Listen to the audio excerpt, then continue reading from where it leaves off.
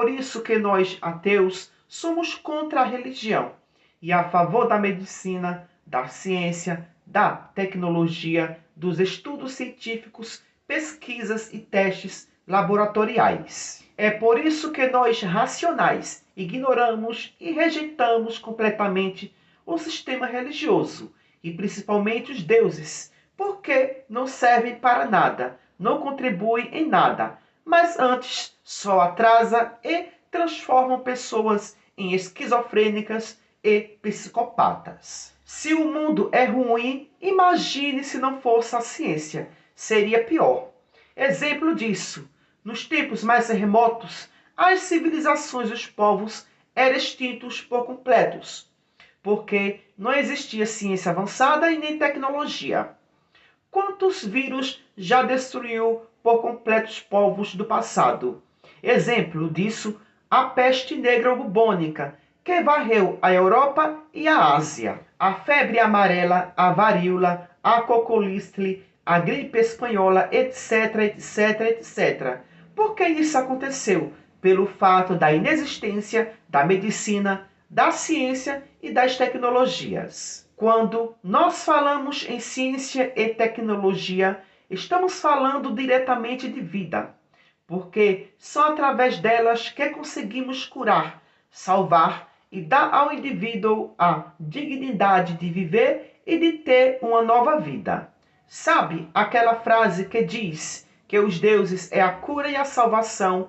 Isso é a frase mais hipócrita e irracional que se pode existir. É uma mentira e uma utopia mais esfarrapada de todos os séculos. Nós, seres humanos, é que somos os verdadeiros salvadores. Nós é que podemos resgatar pessoas de um enchente, de um desmoronamento de terra, de um incêndio, de um vulcão, de um acidente. E por falar em crianças refugiadas, o Balançou Você de hoje vai falar sobre esta questão dos imigrantes que tentam uma vida melhor em outros países e que querem fugir da guerra. Hoje nós vamos mostrar o drama das crianças na Síria. Desde que a guerra civil no país começou há 5 anos, 15 mil crianças já morreram. Olha que triste isso. 15 mil crianças já morreram. Segundo as organizações não governamentais, esse dado é importantíssimo. E a gente resolveu contar as histórias dessas crianças do nosso jeito. Tão pequenas e com tantos sofrimentos. São bombardeios, tiros, muita crueldade. Esta reportagem vai balançar você. Um menino ferido. Ao lado dele, um irmão menor que chora inconsolável. O abraço firme no enfermeiro. É para ele a única chance de salvação. Ele não quer soltar. Ele não quer mais ser ferido. Ele só quer paz. Uma imagem sofrida que entristeceu o mundo todo. Os irmãos ficaram feridos na Síria, depois de mais um bombardeio.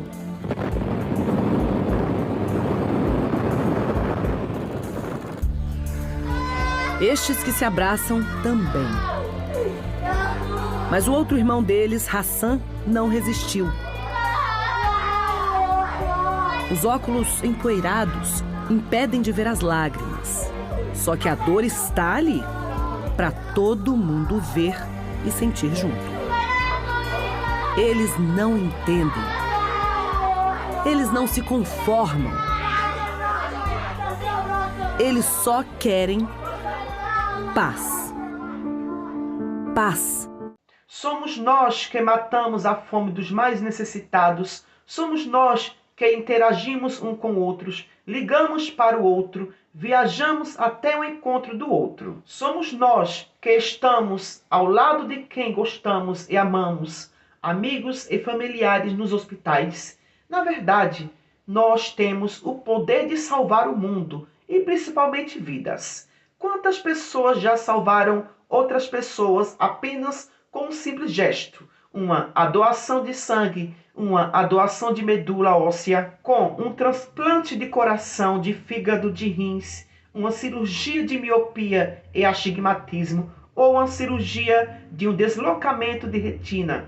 Essas pessoas voltaram a enxergar e ter uma ótima qualidade de vida. Aquilo que há 40 anos atrás era impossível para os portadores do vírus do HIV, hoje é uma realidade, onde hoje as pessoas portadoras do vírus podem ter uma vida normal, ter filhos, trabalhar, estudar, de ser um ser participativo, social, como qualquer outro ser social. Aquilo que antes era impossível para as pessoas, hoje é uma realidade. Mas isso graças à ciência. Graças à ciência que até já temos cura do próprio HIV. Algo que era totalmente impossível. Graças à ciência que o preconceito estabelecido sobre o vírus foi desmistificado e esclarecido para aquelas pessoas preconceituosas que viam as pessoas que tinham o vírus como pessoas insignificantes e não poderiam viver junto a elas. A partir de agora, irei mostrar a quantidade de mortes apresentadas por cada das 5 maiores epidemias ou pandemia em relação ao Covid-19 da nossa era tecnológica. A chamada praga de Justiniano, que ocorreu no século VI da Era Comum, onde matou entre 25 a 100 milhões de pessoas. Já a chamada peste bubônica ou negra do século XIV da Era Comum, estima-se que até 200 milhões de pessoas morreram. Já a gripe espanhola no século XX matou aproximadamente 50 milhões de pessoas. Isso em um período curto de tempo. Dentro de um ano, de 1918 a 1919. Já o vírus do HIV, também no século XX, matou 40,4 milhões de pessoas que morreram de doenças relacionadas à AIDS desde o início da pandemia. Agora iremos comparar as quantidades de mortes das pandemias do passado para a atual, que é a Covid-19 do século XXI. A Covid-19 matou 6.919.573 pessoas. Para você ver, em comparação às demais, a quantidade de mortes foi o mínimo dos mínimos. Se essa Covid-19 fosse, naquela época atrasada, o número de mortes teria sido as das mesmas proporções das outras. Então, por que na Covid-19 o número de mortes em comparação às demais foi bem menor? Foi devido a vários fatores tecnológicos e científicos. Principalmente tivemos as redes de comunicações, que foi um dos maiores principais fatores para conscientizar e orientar e informar a população em geral, algo que no passado não tinha. Outro fator muito importante também foi o controle das saídas e entradas de pessoas nos aeroportos dos países, algo que no passado não tinha essas fiscalizações. Outros fatores importantíssimos eram as realizações de exames e diagnósticos para saber se realmente a pessoa estava com o vírus e suas complicações, algo que nas outras também não tinham essas tecnologias para diagnosticar. E o fator principal foi a intervenção e a colaboração da ciência para poder frear o contágio do vírus e evitar muitas mortes, como a quarentena, o uso de máscaras, a higienização das mãos com água e álcool e a luta para desenvolver uma vacina para poder eliminar o vírus de uma vez por todas. E o mais importante também foram as assistências sociais que o governo ofereceu à população, como por exemplo o Bolsa Família, o Auxílio Brasil e o Auxílio Emergencial. E antigamente não tinha nada disso, então o número de mortes era pior. Muitos morriam de fome, porque tudo destruído por conta das pandemias e também das guerras. Exemplo, a peste bubônica foi acompanhada da Guerra dos 100 Anos, e também acompanhada da Grande Fome do século XIV. Também a gripe espanhola foi acompanhada da Primeira Guerra Mundial. O Brasil, por exemplo, estava destruído, que recentemente tinha saído da monarquia e estava na recém-República Velha. E um país que estava em uma grande crise econômica chamada de encilhamento pela República da Espada. Enfim, não vou me aprofundar no conteúdo porque não é tema para esse vídeo. Então, quando comparamos o passado com o que a gente vive no presente, as coisas mudou para melhor praticamente 100%. Não se compara o que as gerações passadas viveram com o que a gente está vivendo atualmente. Por mais que ainda existam obstáculos e problemas, mas, em comparação ao passado, vivemos no paraíso em uma plena Belle Époque. Por hoje só, e fique com os vídeos a seguir, mostrando os grandes saltos e avanços que as ciências e as tecnologias obtiveram.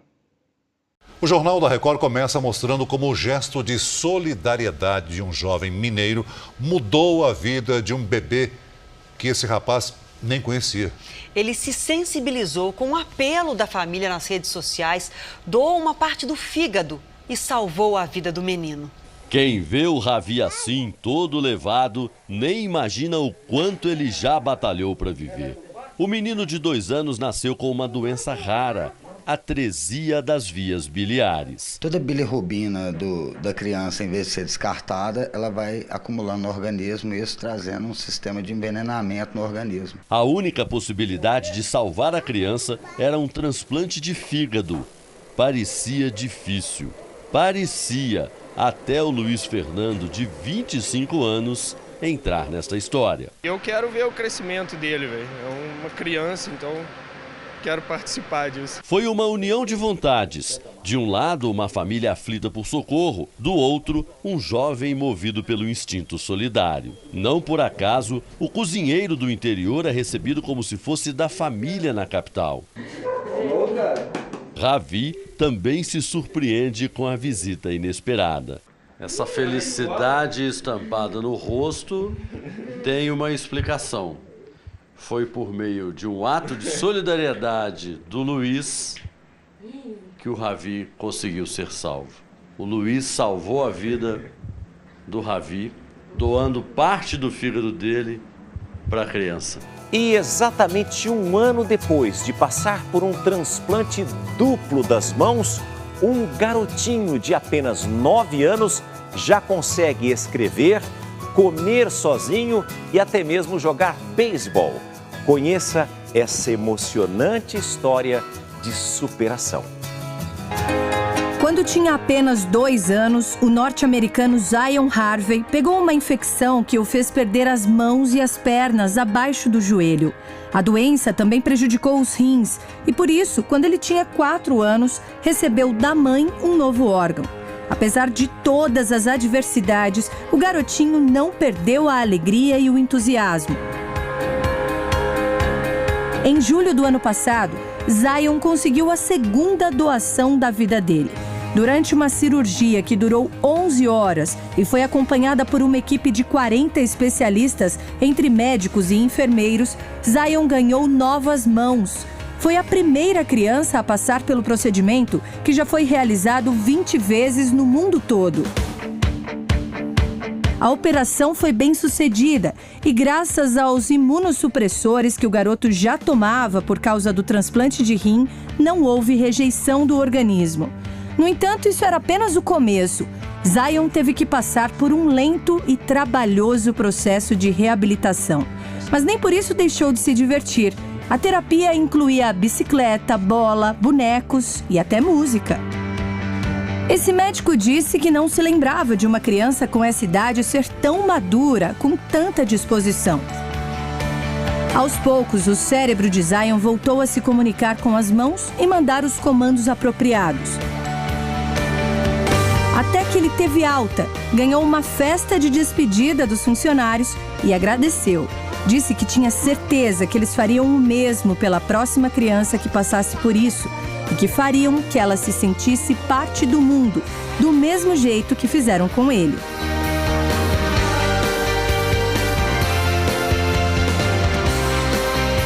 Oito meses depois, Zion voltou ao hospital. Com as novas mãos, abraçou os velhos amigos e mostrou que já era um menino independente. Durante toda a recuperação, ele foi acompanhado de pertinho pela mãe que não saiu um segundo sequer do lado dele. Zion diz que sem ela não teria superado tudo isso. Ela esteve ao meu lado nos piores momentos da minha vida. Disse que eu precisava aprender a fazer as coisas sozinho antes de pedir ajuda aos outros. E é assim que tem sido. Zion se vira e prova que é capaz de qualquer coisa. No começo desse mês, ele realizou mais um sonho. Jogou beisebol com o ídolo do time do coração. Até o fim desta semana, mais de 350 pessoas devem ser beneficiadas em 10 estados do Brasil no mutirão de cirurgias para a correção da fissura lábio-palatina, mais conhecida como lábio leporino. A fissura lábio-palatina é uma má formação do lábio superior, que também pode atingir o céu da boca. Resulta do desenvolvimento incompleto do lábio ou do palato durante a formação do bebê. No Brasil, estima-se que a cada 650 nascimentos, uma criança apresente a fissura. São 5.800 novos casos por ano. A Manuela, de apenas 4 meses, vai passar pela primeira operação. No mínimo, umas 4 cirurgias. Seria do caso da boca, né, dos lábios, que vai corrigir. Pode ser que ela precise futuramente de uma correção no nariz, apesar de o nariz dela ser certinho. O do palato, e eles costumam fazer uma cirurgia com 4 anos para diminuir a cicatriz, né, levantar o nariz se precisar. A fissura lábio-palatina gera impactos na fala, na alimentação e até na respiração. Ela pode levar o paciente a um isolamento social. Além da estética, que é o que gera assim, uma dificuldade de interação, existe a questão da estética da fala, né? A fonação é o elemento de comunicação mais importante. E não é só a cirurgia. A campanha que mostra a importância dos centros no cenário da vida dessa criança, que vai começar hoje, mas vai acabar lá na frente, quando ele tiver que fazer eventualmente uma cirurgia definitiva, que seja uma cirurgia de buco-maxilofacial para a organização dos elementos dentários. Precisamos fazer valer a necessidade de um pelo outro, doar sangue. Vai entrar agora o período de carnaval. Por A mais B, sabemos que teremos problemas de acidentes, ocorrências graves de trânsito, necessidades cirúrgicas, né? E está aí essa epidemia de dengue que aumenta ainda mais a demanda por sangue e derivados do sangue. E tem uma doação que é bastante curiosa. Bota o caboclo ligado numa máquina, de um lado e do outro. Por um braço sai, para o outro volta o sangue. O sangue passa por uma máquina e ela separa um ingrediente que faz falta não só para quem está com dengue, para outras pessoas que enfrentam problemas de cicatrização. Roda aí. Das veias do Paulo, o socorro vai para quem ele nunca viu na vida. Há 10 anos, doar sangue faz parte da rotina dele. Eu já tive em situações de meu pai estar internado no hospital e já vi situações assim. Então, eu vi pessoas que necessitam desse tipo, que necessitam de sangue, na verdade, né? Então, foi por esse ato e algumas outras situações que eu resolvi doar sangue. Ele também é doador de plaquetas por aférese. Nem todo mundo sabe o que é, mas a palavra de origem grega significa separação.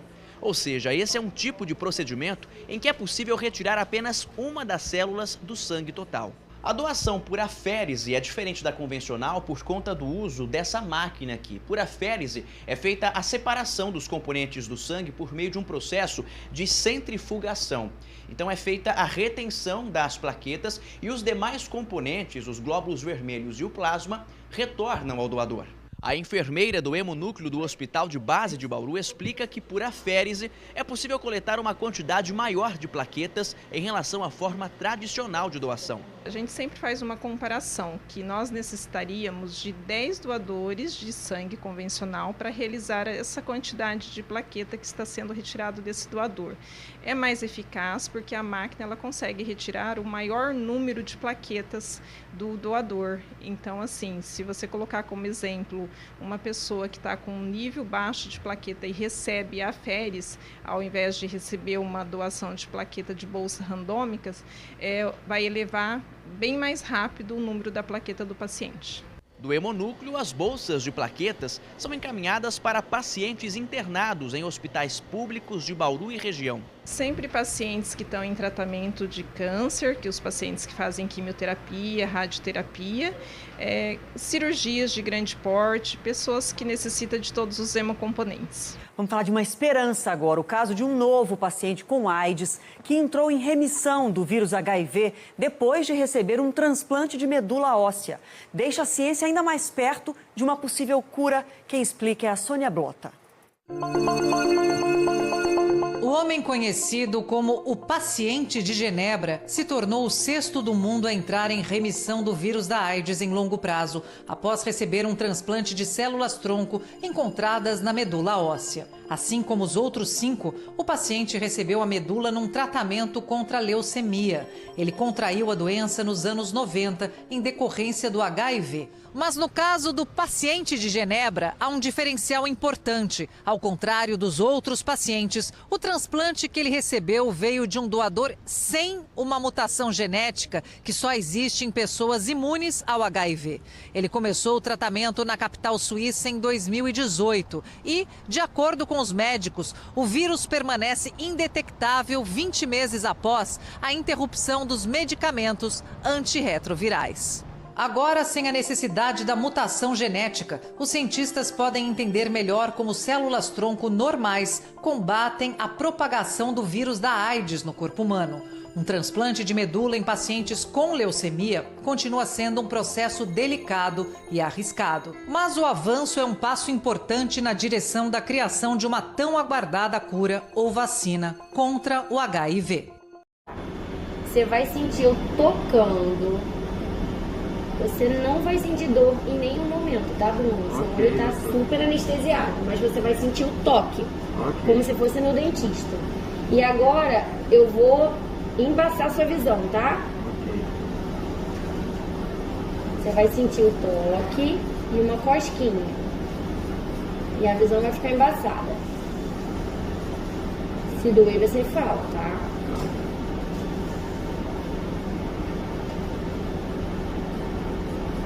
Tá tudo embaçado, é assim mesmo. Agora bem na frente da sua visão. Pode embaçar mesmo.